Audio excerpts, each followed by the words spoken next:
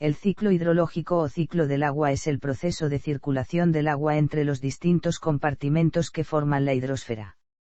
Se trata de un ciclo biogeoquímico en el que hay una intervención mínima de reacciones químicas, porque el agua solo se traslada de unos lugares a otros, o cambia de estado físico.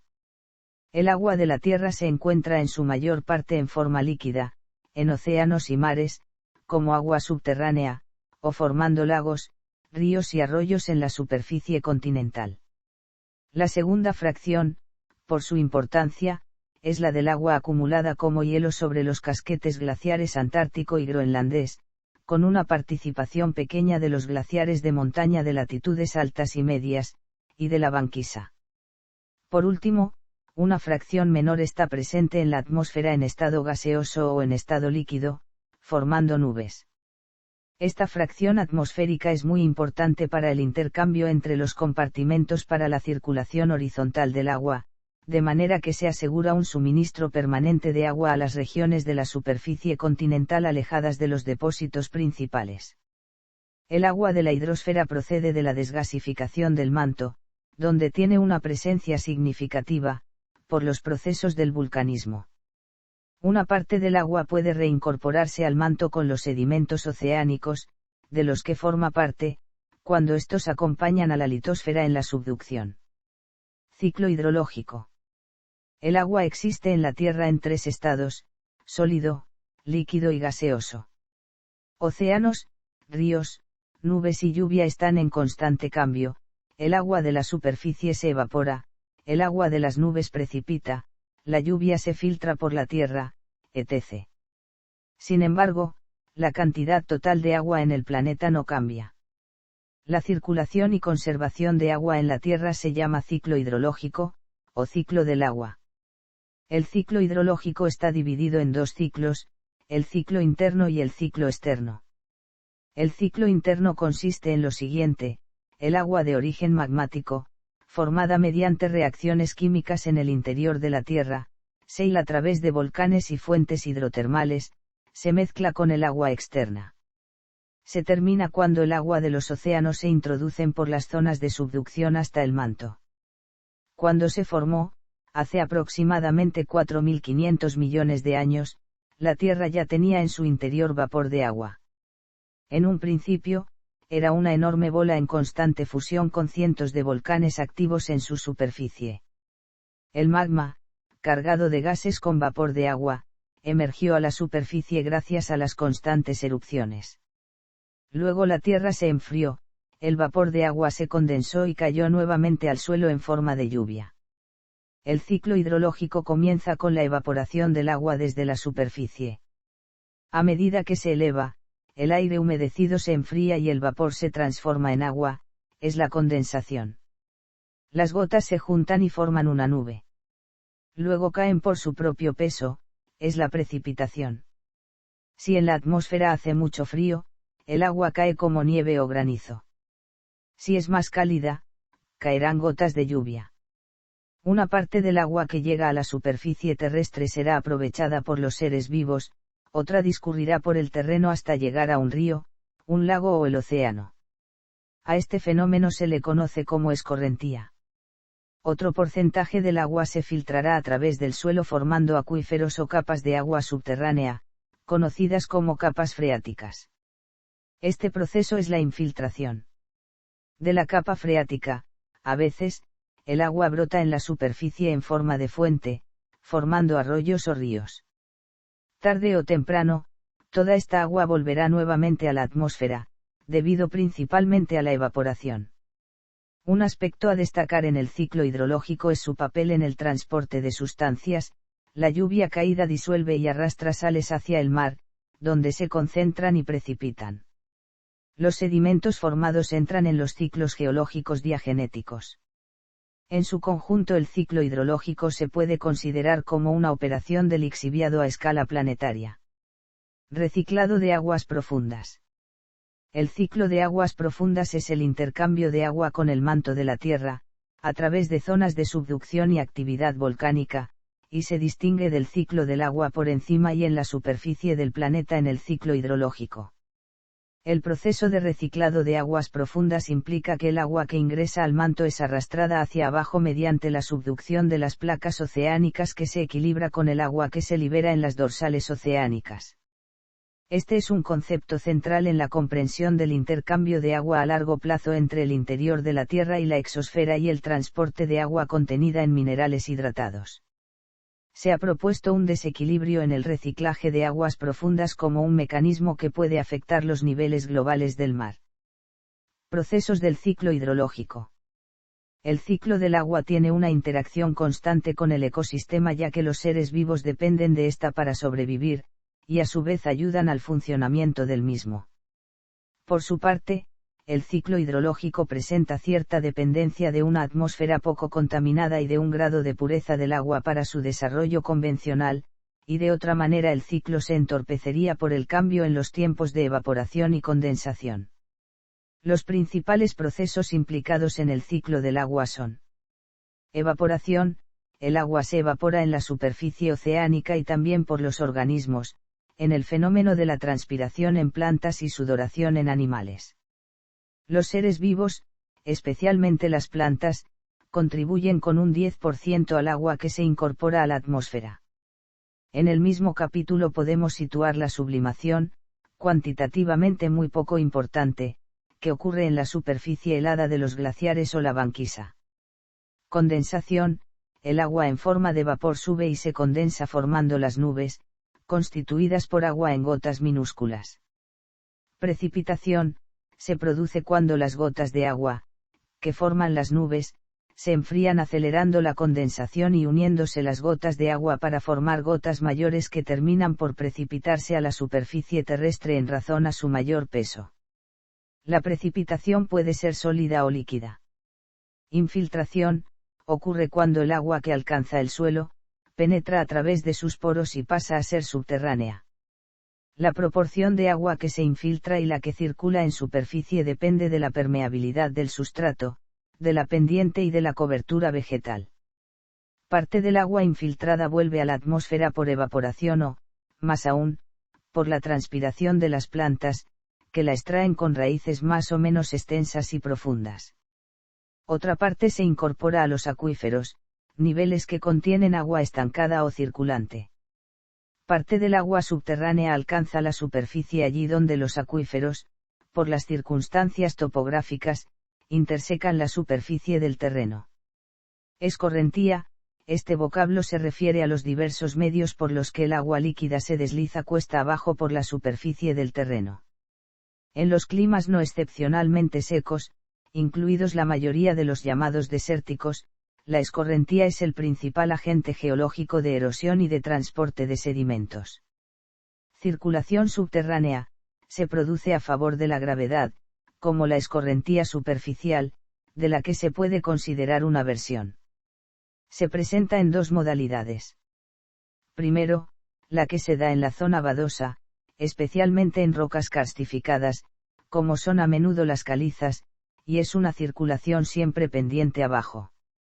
Segundo, la que ocurre en los acuíferos en forma de agua intersticial que llena los poros de una roca permeable, de la cual puede incluso remontar por fenómenos en los que intervienen la presión y la capilaridad. Fusión, este cambio de estado se produce cuando la nieve pasa a estado líquido al producirse el deshielo. Solidificación, al disminuir la temperatura en el interior de una nube por debajo de 0 grados, el vapor de agua o el agua misma se congelan, precipitándose en forma de nieve o granizo, siendo la principal diferencia entre los dos conceptos que en el caso de la nieve se trata de una solidificación del agua de la nube que se presenta por lo general a baja altura. Al irse congelando la humedad y las pequeñas gotas de agua de la nube, se forman copos de nieve, cristales de hielo polimórficos, mientras que en el caso del granizo, es el ascenso rápido de las gotas de agua que forman una nube lo que da origen a la formación de hielo, el cual va formando el granizo y aumentando de tamaño con ese ascenso. Y cuando sobre la superficie del mar se produce una tromba marina, este hielo se origina en el ascenso de agua por adherencia del vapor y agua al núcleo congelado de las grandes gotas de agua. El proceso se repite desde el inicio, consecutivamente por lo que nunca se termina, ni se agota el agua. Compartimentos e intercambios de agua. El agua se distribuye desigualmente entre los distintos compartimentos, y los procesos por los que estos intercambian el agua se dan a ritmos heterogéneos. El mayor volumen corresponde al océano, seguido del hielo glaciar y después por el agua subterránea. El agua dulce superficial representa solo una pequeña fracción y aún menor el agua atmosférica. El tiempo de permanencia de una molécula de agua en un compartimento es mayor cuanto menor es el ritmo con que el agua abandona ese compartimento. Es notablemente largo en los casquetes glaciares, a donde llega por una precipitación característicamente escasa, abandonándolos por la pérdida de bloques de hielo en sus márgenes o por la fusión en la base del glaciar, donde se forman pequeños ríos o arroyos que sirven de aliviadero al derretimiento del hielo en su desplazamiento debido a la gravedad. El compartimento donde la permanencia media es más larga, aparte el océano, es el de los acuíferos profundos, algunos de los cuales son acuíferos fósiles, que no se renuevan desde tiempos remotos. El tiempo de permanencia es particularmente breve para la fracción atmosférica, que se recicla en solo unos días. El tiempo medio de permanencia es el cociente entre el volumen total del compartimento o depósito y el caudal del intercambio de agua. La unidad del tiempo de permanencia resultante es la unidad de tiempo utilizada al expresar el caudal. Energía del agua. El ciclo del agua disipa, es decir, consume y degrada, una gran cantidad de energía, la cual es aportada casi por completo por la insolación. La evaporación es debida al calentamiento solar y animada por la circulación atmosférica, que renueva las masas de aire, y que es a su vez debida a diferencias de temperatura igualmente dependientes de la insolación. Los cambios de estado del agua requieren no disipan mucha energía, por el elevado valor que toman el calor latente de fusión y el calor latente de vaporización. Así, esos cambios de estado contribuyen al calentamiento o enfriamiento de las masas de aire, y al transporte neto de calor desde las latitudes tropicales o templadas hacia las frías y polares, gracias al cual es más suave en conjunto el clima de la Tierra. Balance del agua. Si despreciamos las pérdidas y las ganancias debidas al vulcanismo y a la subducción, el balance total es cero. Pero si nos fijamos en los océanos, se comprueba que este balance es negativo, se evapora más de lo que precipita en ellos. Y en los continentes hay un superávit, es decir que se precipita más de lo que se evapora. Estos déficit y superávit se compensan con las escorrentías, superficial y subterránea, que vierten agua del continente al mar. El cálculo del balance hídrico puede realizarse sobre cualquier recipiente hídrico, desde el balance hídrico general del planeta hasta el de una pequeña charca, pero suele aplicarse sobre las cuencas hidrográficas. Estos balances se hacen para un determinado periodo de tiempo. Cuando se consideran periodos de tiempo largo, la mayoría de los sistemas presentan un balance nulo, es decir, las salidas igualan las entradas. Efectos químicos del agua. El agua, al recorrer el ciclo hidrológico, transporta sólidos y gases en disolución. El carbono, el nitrógeno y el azufre, elementos todos ellos importantes para los seres vivos, unos son volátiles y solubles, y por ende, pueden desplazarse por la atmósfera y realizar ciclos completos, semejantes al ciclo del agua y otros solo solubles por lo que solo recorren la parte del ciclo en que el agua se mantiene líquida. La lluvia que cae sobre la superficie del terreno contiene ciertos gases y sólidos en disolución. El agua que pasa a través de la zona insaturada de humedad del suelo recoge dióxido de carbono del aire y del suelo y de ese modo aumenta de acidez. Esta agua ácida, al llegar en contacto con partículas de suelo o roca madre, disuelve algunas sales minerales. Si el suelo tiene un buen drenaje, el flujo de salida del agua freática final puede contener una cantidad importante de sólidos disueltos, que irán finalmente al mar. En algunas regiones el sistema de drenaje tiene su salida final en un mar interior, y no en el océano, son las llamadas cuencas endorreicas. En tales casos, este mar interior se adaptará por sí mismo para mantener el equilibrio hídrico de su zona de drenaje y el almacenamiento en el mismo aumentará o disminuirá, según que la escorrentía sea mayor o menor que la evaporación desde el mismo. Como el agua evaporada no contiene ningún sólido disuelto, este queda en el mar interior y su contenido salino va aumentando gradualmente. Si el agua del suelo se mueve en sentido ascendente, por efecto de la capilaridad, y se está evaporando en la superficie, las sales disueltas pueden ascender también en el suelo y concentrarse en la superficie, donde es frecuente ver en estos casos un estrato blancuzco producido por la acumulación de sales. Cuando se añade agua de riego, el agua es transpirada, pero las sales que haya en esta quedan en el suelo. Si el sistema de drenaje es adecuado, y se suministra suficiente cantidad de agua en exceso, como suele hacerse en la práctica del riego superficial, y algunas veces con el riego por aspersión, estas sales se disolverán y serán arrastradas al sistema de drenaje. Si el sistema de drenaje falla, o la cantidad de agua suministrada no es suficiente para el lavado de las sales, estas se acumularán en el suelo hasta tal grado en que las tierras pueden perder su productividad. Este sería, según algunos expertos, la razón del decaimiento de la civilización mesopotámica, irrigada por los ríos Tigris y Éufrates con un excelente sistema de riego, pero con deficiencias en el drenaje. Cambios a lo largo del tiempo. El ciclo del agua describe los procesos que impulsan el movimiento del agua a lo largo de la hidrosfera. Sin embargo, hay mucha más agua, almacenada, durante largos periodos de tiempo de la que realmente se mueve a lo largo del ciclo. Los depósitos de la gran mayoría del agua de la Tierra son los océanos. Se estima que de los 1.386.000.000 km superíndice 3 del suministro de agua del mundo, alrededor de 1.338.000.000 km superíndice 3 se almacenan en los océanos, o alrededor del 97%. También se estima que los océanos suministran alrededor del 90% del agua evaporada que entra en el ciclo del agua. Durante los periodos climáticos más fríos, se forman más capas de hielo y glaciares, y una cantidad suficiente del suministro mundial de agua se acumula en forma de hielo para disminuir las cantidades en otras partes del ciclo del agua. Lo contrario es cierto durante los periodos cálidos.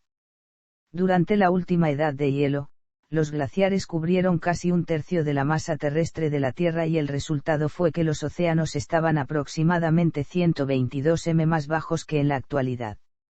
Durante el último interglaciar, hace unos 125.000 años, los mares estaban unos 5,5 m más altos de lo que están ahora.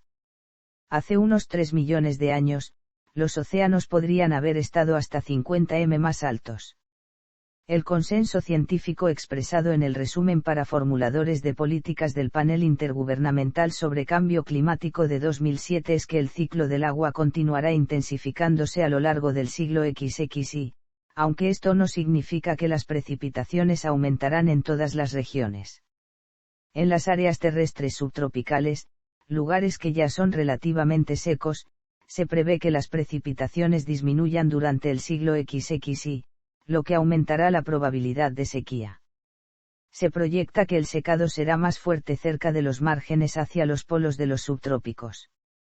Se espera que aumenten las precipitaciones anuales en las regiones casi ecuatoriales que tienden a ser húmedas en el clima actual, y también en las latitudes altas. Estos patrones a gran escala están presentes en casi todas las simulaciones de modelos climáticos realizadas en varios centros de investigación internacionales como parte de la cuarta evaluación del IPCC. En la actualidad existe amplia evidencia de que el aumento de la variabilidad hidrológica y el cambio en el clima ha tenido y seguirá teniendo un impacto profundo en el sector del agua a través del ciclo hidrológico, la disponibilidad de agua, la demanda de agua y la asignación de agua a nivel mundial, regional, de cuenca y local. Investigación publicada en 2012 en Science basado en la salinidad de la superficie del océano durante el periodo 1950 a 2000 confirman esta proyección de un ciclo global del agua intensificado con áreas saladas volviéndose más salinas y áreas más frescas volviéndose más frescas durante el periodo. La termodinámica fundamental y los modelos climáticos sugieren que las regiones secas se volverán más secas y las regiones húmedas se volverán más húmedas en respuesta al calentamiento. Los esfuerzos para detectar esta respuesta a largo plazo en observaciones superficiales dispersas de lluvia y evaporación siguen siendo ambiguas. Mostramos que los patrones de salinidad del océano expresan una huella identificable de un ciclo del agua que se intensifica. Nuestros cambios de salinidad de la superficie terráquea observados durante 50 años, combinados con los cambios de los modelos climáticos globales, presentan evidencia sólida de un ciclo global del agua intensificado a una tasa de 8 más o menos 5% por grado de calentamiento de la superficie. Esta tasa es el doble de la respuesta proyectada por los modelos climáticos de la generación actual y sugiere que se producirá una intensificación sustancial del ciclo global del agua en un futuro mundo 2 grados a 3 grados más cálido. Un instrumento transportado por el satélite SAC de Aquarius, lanzado en junio de 2011, midió la salinidad media de la superficie del mar. El retroceso de los glaciares también es un ejemplo de un ciclo del agua cambiante, en el que el suministro de agua a los glaciares a partir de las precipitaciones no puede mantenerse al día con la pérdida de agua por derretimiento y sublimación. El retroceso glacial desde 1850 ha sido muy significativo. Las actividades humanas que alteran el ciclo del agua incluyen agricultura, industria, alteración de la composición química de la atmósfera, construcción de presas, deforestación y forestación, remoción de agua subterránea de pozos, extracción de agua de los ríos, urbanización. Para contrarrestar su impacto, se puede practicar un diseño urbano sensible al agua.